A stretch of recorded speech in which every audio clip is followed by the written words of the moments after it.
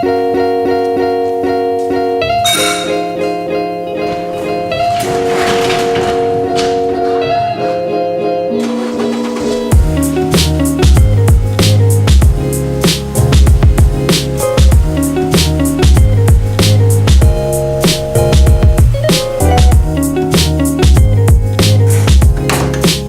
is up, guys? Chris back at it again with another vlog. What is up, guys? Welcome to the vlog. Today we got a couple things to do. First and foremost, TSX needs some maintenance and your boy here is gonna do that maintenance. And for this video, I am just going to be doing a replacement for the Serpentine belt on this car. Now, given the fact that this car is our daily driver, it is our family car, I do a lot of the maintenance on it when I can. A lot of the big stuff, you know, dealerships don't try to, you know, gyp you on everything. So today I am going to be doing Serpentine belt replacement on this car. It's a 2012 Acura TSX Special Edition. It has a K24Z3. It is manual, not important. Things that the dealership said that we need to change, it's going, the belt is wearing. I could see it a little bit, so I don't really modify it too much, but I'm definitely going to be replacing this belt because it's pretty important. You know, you don't want anything to break on this car. Plus, I'm gonna check the oil level. These cars are known to lose a little bit of oil while you're driving with a couple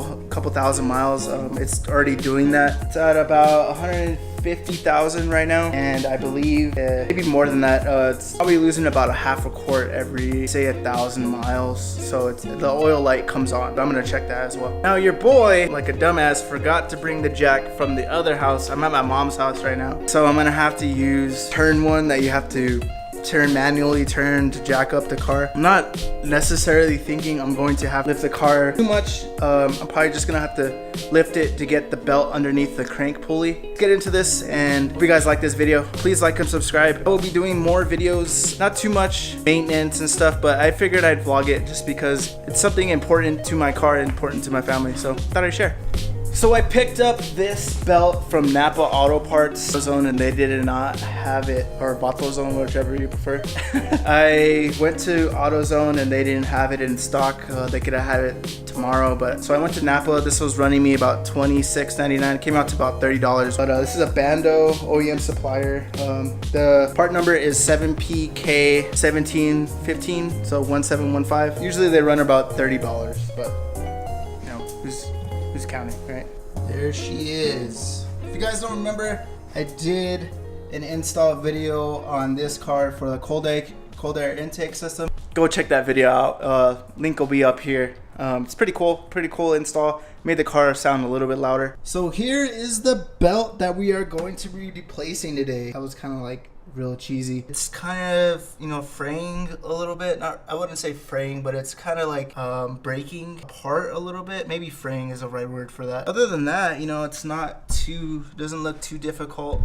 This is the tensioner pulley right here. Pretty much straightforward. I might not even need to jack it up. I'm gonna try it without jacking it up and see if I can do that. So be mindful of which way the pulleys go, especially when you're replacing the belt. Obviously, if you're a car guy, you know that things are supposed to go a certain way, but just be mindful and take notes, or maybe look at a diagram online to make sure that you know what you're doing, or you know you're putting on the belt the correct way. From what I've seen on the other tutorials, this tensioner pulley right here, bolt, is a 14. Just pull it to the left and it pretty much, you know, just cranks it and it loosens the tension, and you go ahead and take off the belt.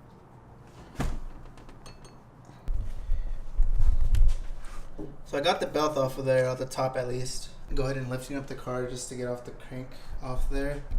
So what I used was a 14 socket. I didn't use a, you know, just a regular wrench. It was a little too difficult with the regular wrench. It was a little too small. If I had a bigger one, if you have a longer wrench than this, then I would suggest using that. It's a little hard to get in. All right, so now the difficult part, which is getting the belt off all the pulleys. Like I said, I'm being mindful of what I'm taking off. So let's see if I can do this real quick.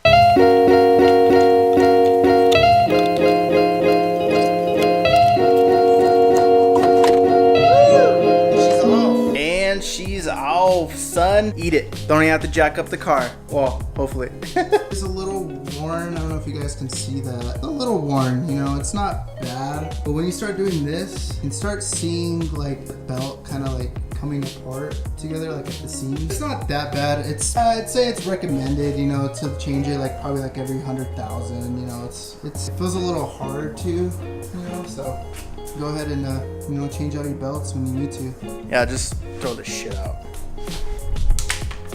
So when you ever take a belt out of the package, it's gonna come out like, you know, pretty janky. It's been sitting in there for a long time. So what you wanna do is just like kind of like shake it out and like maybe not really stretch it, I would say, but like more like put some tension on it, like so conform to like a regular oval rather than it being like this when you put it in, because you don't want it to be like all flapping in there, you know, all flapping in there, you know. Even though there's gonna be tension on it, still want it to have like a little bit of conformity to an oval rather than somewhat of, you know, folded corners and stuff. So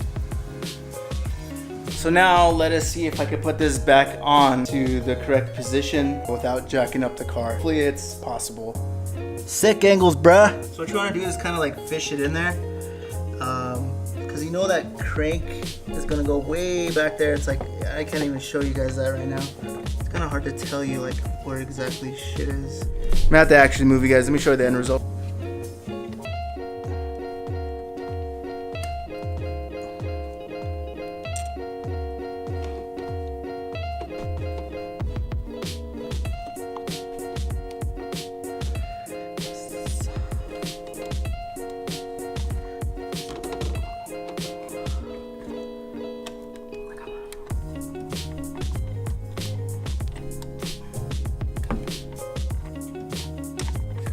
Got it, finally got it. So don't be an idiot like me and use a ratchet for the pulley tensioner, for the auto tensioner, whatever you want to call it, for the tensioner. Don't use a ratchet right in between there, because from what I've done is my ratchet was right here, right, and it got stuck right against that motor mount and I couldn't get it out because of the way that the pulley tensioned itself and the position it tensioned itself. It went ahead and positioned itself right next to the motor mount, which sucks, and it took me forever to get it out, but I finally got it out. I had enough, barely enough room. Yeah, just use a wrench. Don't do that the other way. All right, so there she is. There's the pulley, all the belts, brand new. I'm gonna turn it on and make sure that it's working correctly and nothing's loose or anything.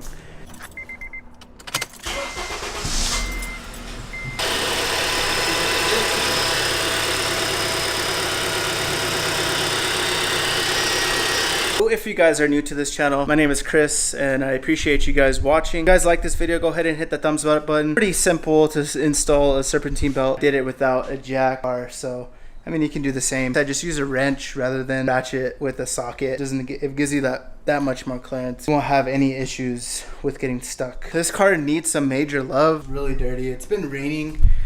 It's been raining here in Albuquerque for the past like 2 weeks, like every night. Clouds, and it'll just sprinkle, so it's like really not worth washing the car. But sitting on some 19 HFP. I love this car. It's manual, 6-speed. I don't know, let me know in the comments below if you guys would like to see more mods with this car or my G35. Hit that thumbs up button, and I hope this video was helpful and fun at the same time. You know, maybe I might continue vlogging after this. Cold air engine intake over, you know, the time of period I've had it. I think I've had it for like a year and a half and it's never given me any issues. When it's rained, it's fine. Car with this cold air intake, pretty sick. It sounds pretty good. Watch, I'll show you a sound clip real quick.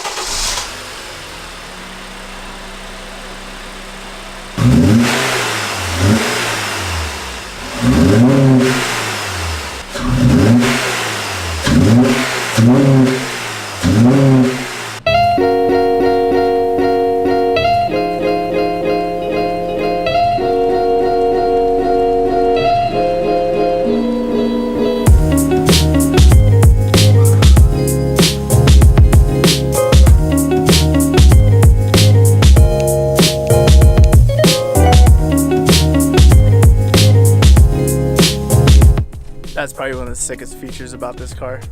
All black interior. Mind you, it's dirty, but you know, it's fucking sick, man.